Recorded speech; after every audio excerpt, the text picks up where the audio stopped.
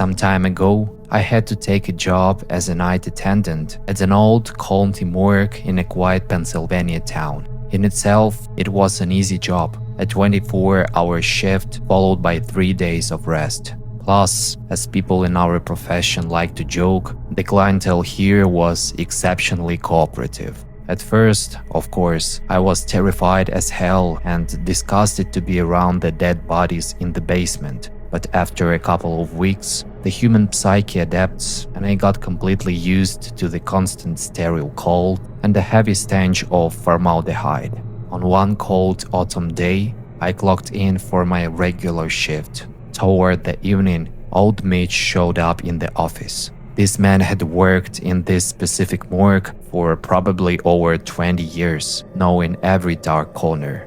He walked up to my desk, looked me straight in the eyes, and said in the very quiet voice, "Son, tonight, lock yourself inside in the night office with a deadbolt. And no matter what you hear, no matter what happens outside, do not dare to open that door.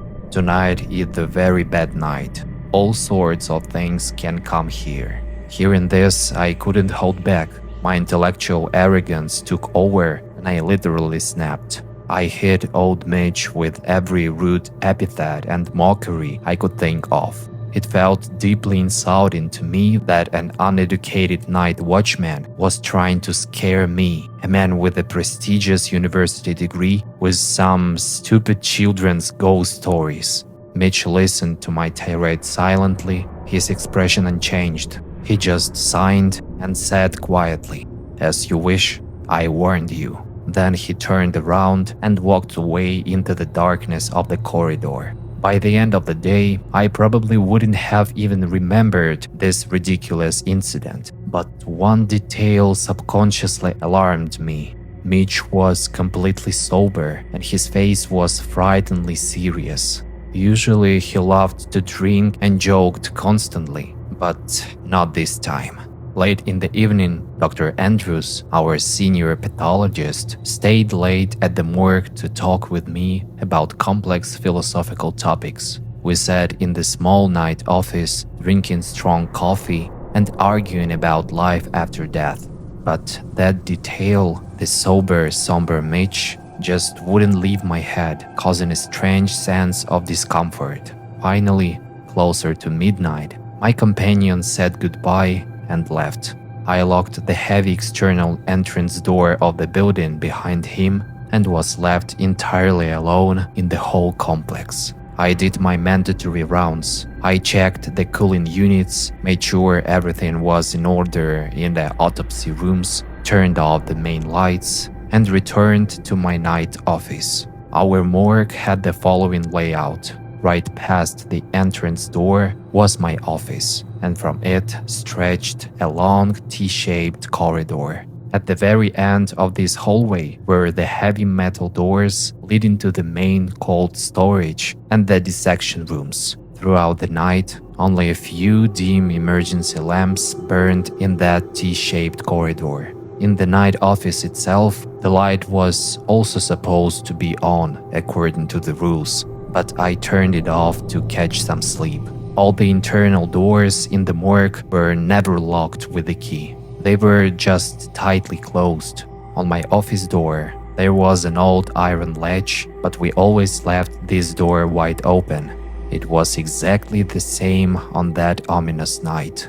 It was unnaturally quiet. Not a breath of wind outside, no noise from passing cars. I sat at the desk, lazily reading an old book, but every now and then I involuntarily listened to the creepy silence.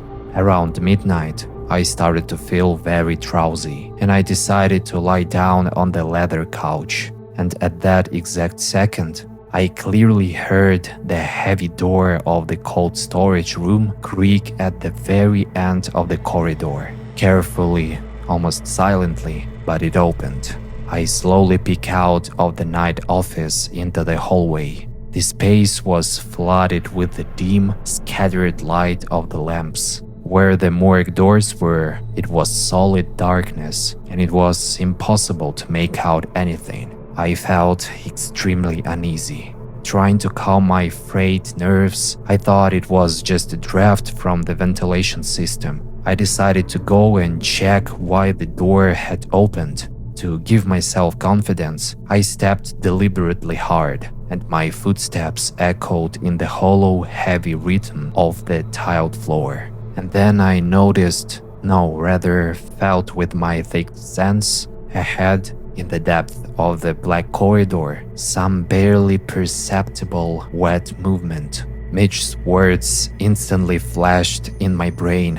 Lock yourself in and don't come out no matter what happens. A freezing sweat broke out over me. I began slowly, step by step, back into the night office. I burst inside, slammed the door with a wild force, and sharply flipped the iron latch. In that exact moment, the rustle of fast, heavy barefoot steps rushed down the T-shaped corridor. They stopped right outside my door. For a moment, silence reigned, and then, from the outside, someone forcefully, violently yanked the metal door handle. The door gave way by a few millimeters, but the old latch wouldn't let it go any further. In the narrow gap, an indistinct, massive dark silhouette flickered, and a sickeningly sweet smell of decomposition instantly leaked into the night office. I screamed in terror, squeezed my eyes shut, and with wild strength gripped the door handle with both hands from my side. From the corridor, something horrific and maddening was persistently trying to break inside to get to me. It stretched the wooden door furiously, jerked the handle up and down, and chaotically fumbled with long fingers along the frames and walls. And all this madness happened in complete, dead silence. Not a single gasp nor heavy human breathing could be heard from behind the door. Only the suffocating smell of death and old formaldehyde poured from the gap. Together with the first rays of dawn, a dead silence finally fell over the corridor. No one was stretching the walls anymore. No one was forcing their way into my night office. But for a very long time, I physically could not open my hands and let go of the door handle. I just stood there, pressed against the wood, clutching the metal with my fingers, which had turned white from the wild tension. A persistent, loud ring of the intercom buzzed me back to reality and forced me to open the latch. The corridor looked completely normal and was empty. Because of this, for a second, it seemed to me that everything that happened at night was just a wild nightmare dream of an exhausted mind. The iron lock, as always, jammed badly, and it took me a long time to open it with my trembling hands. Finally, I succeeded. My relief shift worker was standing on a porch. "Man, you're a heavy sleeper, buddy. I've been ringing for an hour," he exclaimed, stepping inside. I instantly mumbled something about secretly drinking too much medical alcohol during the night, not hearing anything, and that basically it was best not to bother me today. The day was already in full swing, but I still couldn't bring myself to go home. I nervously smoked one cigarette after another on the porch of the staff entrance, desperately trying to convince myself that the nightly horror was just a hallucination. Dr. Andrews was standing next to me. He was cheerfully asking me about something. I answered him mechanically, while in my head only one obsessive thought was pounding. It was a dream. This simply cannot be real. Just then, a pale young intern quickly stepped out onto the porch. He was breathing heavily. "Dr. Andrews, we have a very strange, inexplicable case here," he said excitedly. "I was just preparing the corpse of that drowned man on the autopsy table, the one the police brought in from the river 2 days ago. Well, his fingernails are packed full of old white paint. And what's so strange about that?" Dr. Andrews exhaled lazily, ash flipping from his cigarette. "The guy could have been painting a fence or a boat before he fell into the water. Yes, sir, the paint is indeed dried and old, the intern swallowed, his voice trembling. But the thing is, all those deep cracks and tears on the corpse's fingernails, they are fresh and they are absolutely post-mortem. He was clawing at something with his hands well after his heart had stopped beating. They walked back into the autopsy room, arguing loudly, while I slowly dropped my cigarette and walked down the T-shaped corridor toward the door of my night office. I stepped closer. At a human's chest height, on the perfectly smooth, white-painted wooden surface of my door, fresh, deep semicircular scratches and jagged torn gouges from human fingernails stood out clearly. This happened a couple of years ago. At the time, I was living with my parents in a sprawling old 3-bedroom apartment in a historic building. I always loved animals, but for some reason, they never lasted long in our house. They either died or ran away for unexplained reasons. There were many times when a pet would get severely sick, and in a miserable state we would give it away to a different home. And literally a week later, in a new house, animal would miraculously revive, become completely healthy, and live for many years. At first, I blamed it all on my own irresponsibility and inability to care for them. But one day, when I got a dog, I looked at it from a completely different perspective. My dog was constantly staring at something. It would sit in the middle of the room and stare into empty corners as if it saw something we didn't see. Sometimes it would bark aggressively at empty doorways and growl, baring its teeth.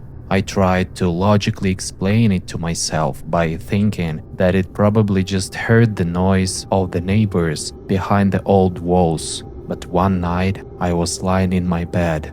The apartment was submerged in silence. Suddenly, I heard the thick power cables from my laptop scattered across the floor start moving loudly. It sounded exactly like someone heavy had caught their feet in them and was dragging them across the hardwood floor. I thought it was my dad getting up for water. I called out to him into the dark, but nobody answered me. Then I called for my mom. Nothing. My only answer was the sound of someone's breathing coming from right out in the hallway. Deep, raspy breathing that did not sound human whatsoever. Shivers ran down my spine. I yelled, "Hey, stop messing around," hoping it was just a prank. No answer followed.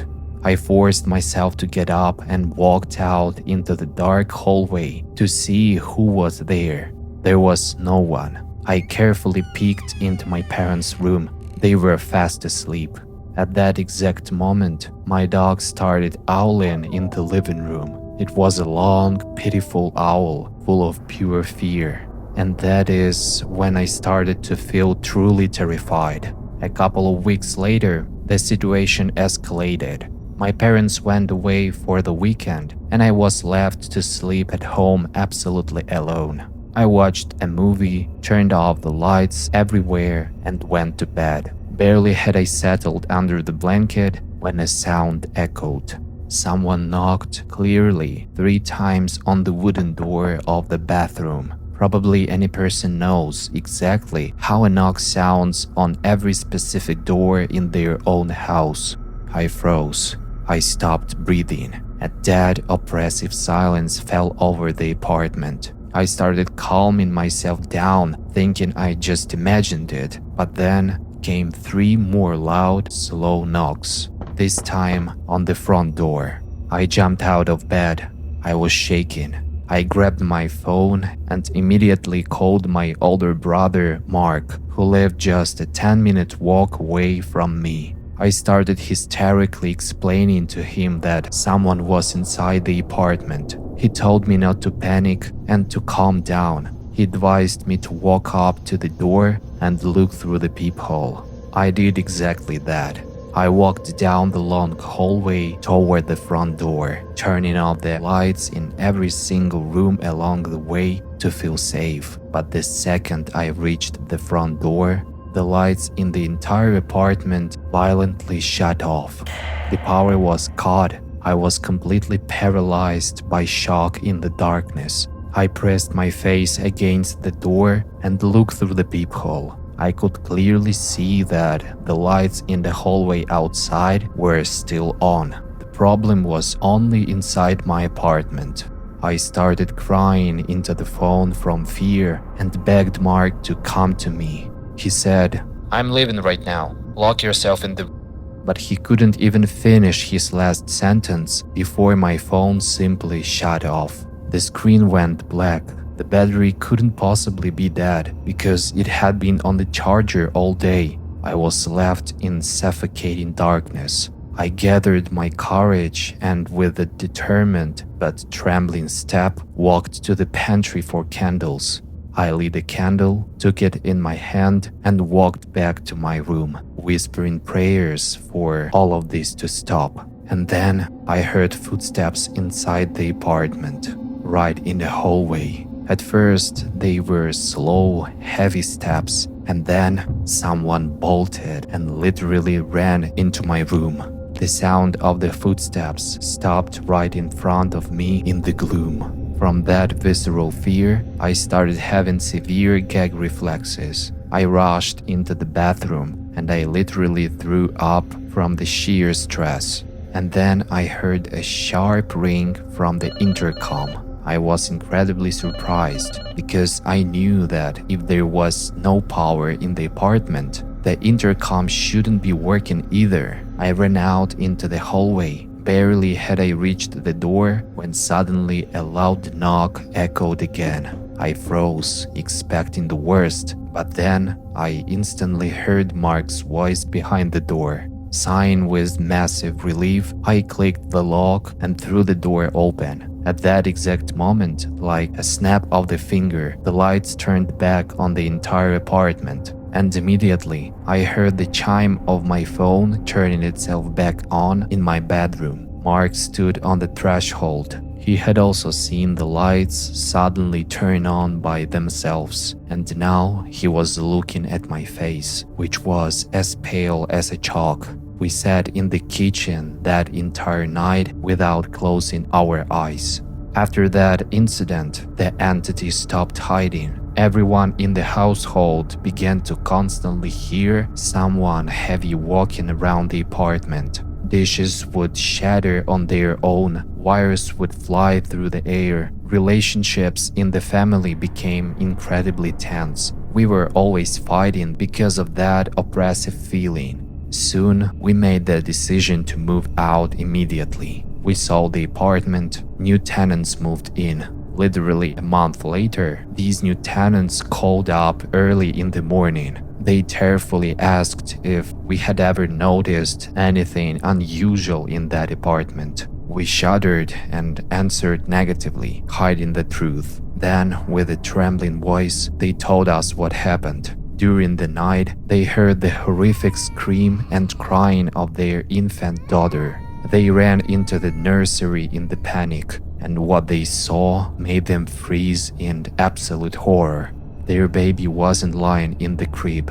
The baby was suspended in the air 3 feet off the floor. The little girl was choking as if someone large and invisible was tightly holding her by the throat. As soon as the adults entered the room and screamed, the invisible hand sharply released its grip. The infant fell to the hardwood floor with a heavy thud. The little girl suffered a concussion that night. What that creature was and how those people are living now, I don't know. I hung up the phone and never contacted them again. But every single day, I thank God that we moved out of that cursed apartment in time.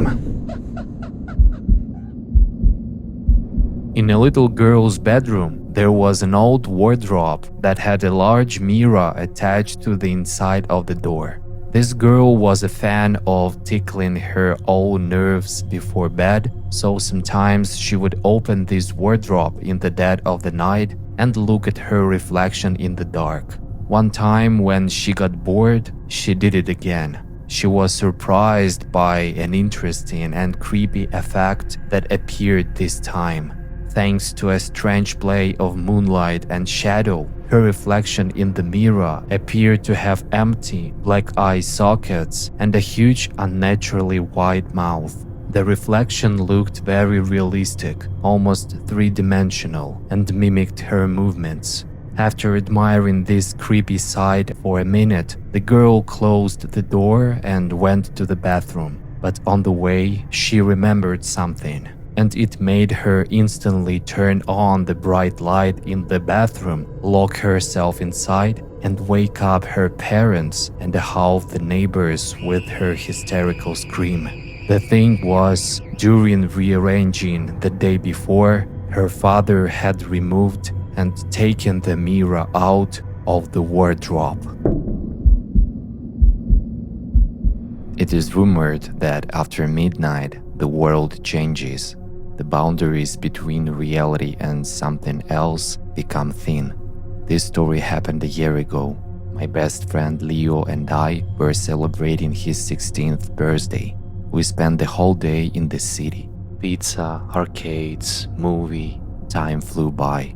We lived out in the suburbs, 100 miles away from the city, and we had to catch the last train home. We sprinted onto the platform of the central station at 5 minutes to midnight. The station was almost completely empty, just the echo of our footsteps bouncing off the marble walls. The digital board glowed with our train, Route 113, departure at 12 a.m. The train was already waiting at the platform. It was an old, weathered commuter train. The doors hissed open and we stepped inside. We collapsed into the seats, our faces happy but exhausted. There were a couple of minutes left before departure and I looked around. The car looked normal, but something felt off. The fluorescent lighting was too bright, almost sterile, like a hospital. It had a low, monotonous humming sound. Right above the door, there was a metal plate with a stamped number, Car 113. Besides Leo and me, there were only two other people in the car. They were sitting near the very front, an elderly man in an old gray coat and a middle-aged woman sitting next to him. I noticed them because they were sitting unnaturally straight. They weren't reading newspapers or looking at their phones. They were just staring straight ahead at the empty wall. In all of the time we waited for departure, I didn't see them blink or shift their weight once. There was a strange coldness radiating from them, but I just brushed it off, blaming my own exhaustion. At exactly midnight, the doors slid shut. The train lurched forward and glided smoothly into the night. 10 minutes later, we left the city limits behind. The lights of the buildings vanished from the windows, replaced by the solid, impenetrable blackness of the woods. Occasionally, a lonely street lamp would zip past, casting long, dancing shadows through the cabin. At that moment, the harsh light in the car suddenly flickered and shifted into a soft, dim glow. The monotonous clacking of the wheels over the tracks was hypnotic. Leo had already closed his eyes, leaning his head against the cold glass. I tried to fight off the sleep, but my eyelids felt like lead. The quiet hum of the train swallowed me whole, and I drifted off. I woke up to someone shaking my shoulder. Hey, wake up. Our stop is next." Leo's voice sounded muffled. I rubbed my eyes, feeling deeply disoriented. The train car was completely silent. Too silent. The man and the woman at the front were sitting in the exact same positions. I looked down at my wristwatch and I was stunned. It was 2 a.m. Already? I asked, confused. The trip usually took an hour and a half, but 2 full hours had passed. The train started to slow down.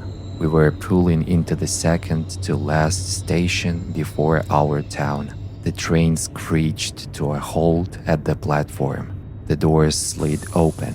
Freezing damp air rushed into the cabin. The train always waited at the station for 5 minutes to let a freight train pass. "I'm gonna step out for a minute, get some fresh air," I told Leo. He just nodded, staring blankly at the floor. I stepped down onto the concrete platform. The station was blanketed in the thick, heavy fog. A few dim yellow lights barely pierced through the mist. It was absolutely desolate. No station master, no cars in a parking lot, just a dead silence that made my ears ring. I stood by the front door of the train car, taking deep breaths of the cold air, and then a strange detail caught my eye. On the opposite side of the tracks, standing in deep shadow, was a figure. It was a tall silhouette of the man, and he was doing something weird. He was slowly, almost unnaturally, waving his hand at me. Curiosity overpowered my fear. I took a few steps forward, squinting through the fog, trying to make out his face. The closer I got, the more my stomach tied itself into knots. Suddenly, the man stopped waving. He lowered his arm, and then he started to laugh. It wasn't a normal laugh. It was a dry, grating sound, like metal scraping against metal. An eerie, maniacal laughter that echoed across the empty station. Then, he raised a hand with long, thin fingers and pointed right behind me, at the train. At first, I didn't understand what he meant, but the laughter grew louder, filling my head. In a state of panic, I spun around, and I froze in absolute shock. I almost fell to my knees. The train was gone. The massive, multi-ton metal train simply wasn't there. The tracks were completely empty. There was no sound of doors closing, no horn, no clacking of wheels. The train had vanished into the fog in absolute silence, as if it had evaporated into thin air. I spun back around. The silhouette of the laughing man was gone too. I was left completely alone in the freezing void. Panic consumed me. I sprinted toward the old terminal building, pounding on the locked doors, trying to find anyone. Finally, I found the night watchman in a security booth. I hysterically started asking him about Route 113, begging him to contact the dispatcher, screaming that my best friend was still on that train. The watchman looked at me like I was insane. The color drained from his face. What he told me next, I will never forget for the rest of my life. "Son," he said, his voice trembling, "Route 113 isn't running tonight. The tracks are closed." I didn't believe him. I kept yelling. Then he silently reached under his deck, pulled out yesterday's newspaper, and pressed it against the glass of the booth. The massive headline read, "Tragic derailment of Express Route 113. 2 days ago, that exact train had derailed at full speed, plunging off a bridge into a gorge." My eyes scanned the text. My breathing stopped. The article stated that there were no survivors. Among the officially identified fatalities were an elderly man, a middle-aged woman, and a 16-year-old boy named Leo. A year has passed, but I still wake up in a cold sweat. I am tormented by questions that have no answers. How did I even get to that station? If Leo died 2 days prior, who was I walking around the city with all day? And the most terrifying thought of all, who was sitting next to me in the train car? My best friend? Or something else? Something that took his shape to take me with it. And if I hadn't stepped out onto the platform for fresh air, where would the train have finally taken me? I was born in 1980 and grew up in a small, dying steel town in Ohio, right in the heart of the Rust Belt. It was a very special, unique time. Everything felt somehow easy and uncomplicated. Everyone knew each other, and the exact same families lived in the exact same houses for decades. I still visit my hometown once a year, and it feels like absolutely nothing has changed there. The same old neighbors, the same cashiers in the local stores that survived. But what I remember most from my childhood is my middle school years. Life in the early 90s was completely different. We didn't have smartphones, social media, or modern consoles. We spent our days outside, riding our bikes until the streetlights came on. It was a glorious, carefree time, but it was also when I had the most terrifying experience of my entire life. It was the first and hopefully the absolute last time I ever encountered the supernatural,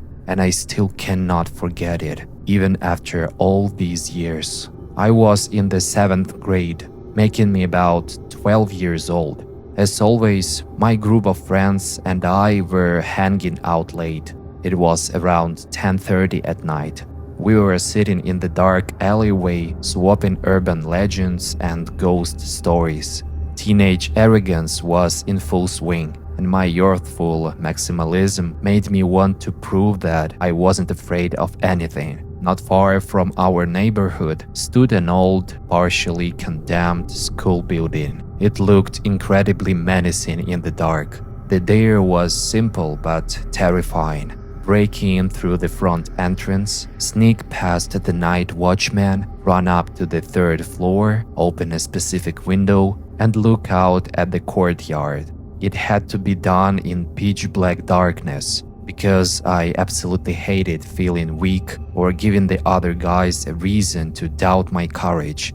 I foolishly volunteered to do it. As soon as I agreed to the dare, I instantly felt my status rise among the guys. We had 7 people in our group. Riding that massive wave of adrenaline and superiority, I walked to the old school. Standing on the crumbling concrete porch, I peeked through the dirty glass. The night watchman was fall asleep at his desk, his heavy breathing audible even through the thick door. I carefully pulled the door open and slipped into the dusty lobby. I crawled on my stomach right past the guard, slipped behind the concrete pillar, and got to my feet. My friends were supposed to wait outside in the courtyard by the window. I was now on the 1st floor, in total, suffocating darkness without a flashlight. I blindly felt my way along the cold metal lockers to the stairwell.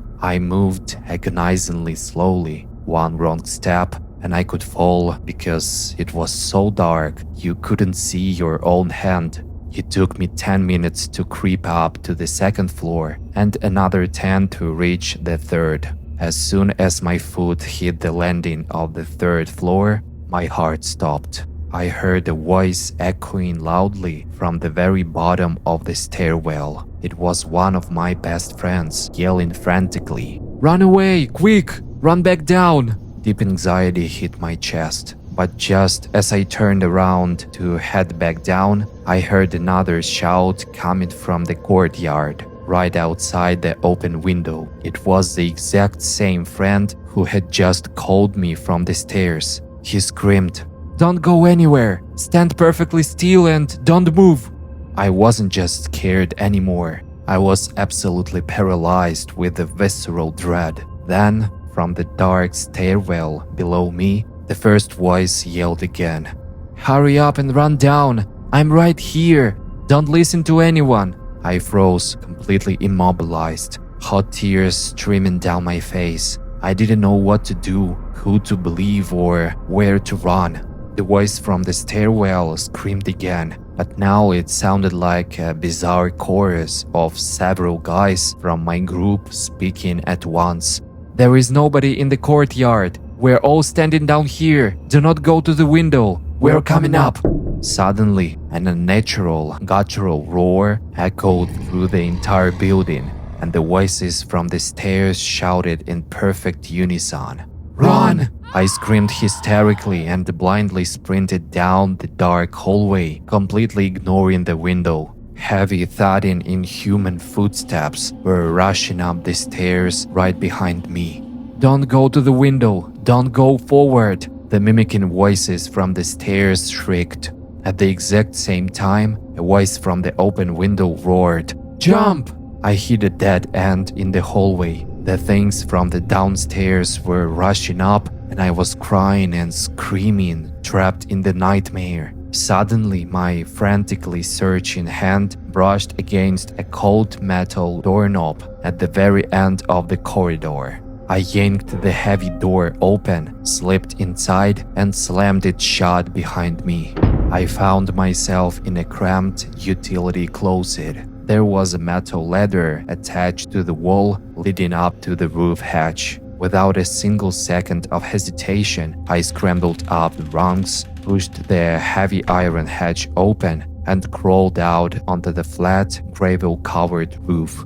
My heart almost stopped beating entirely. Sitting right there on the roof, huddled together, was my entire group of friends. I screamed in terror, "Don't come near me!"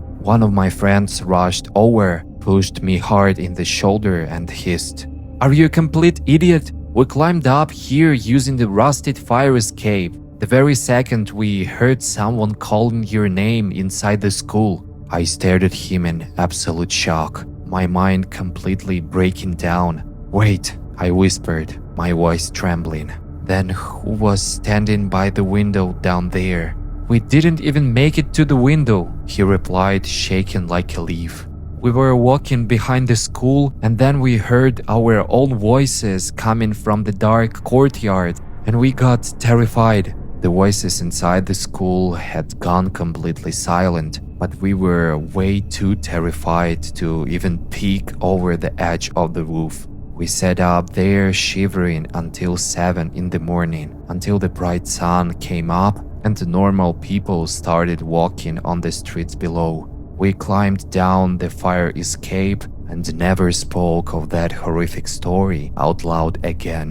But I will remember that terrifying night for the rest of my life.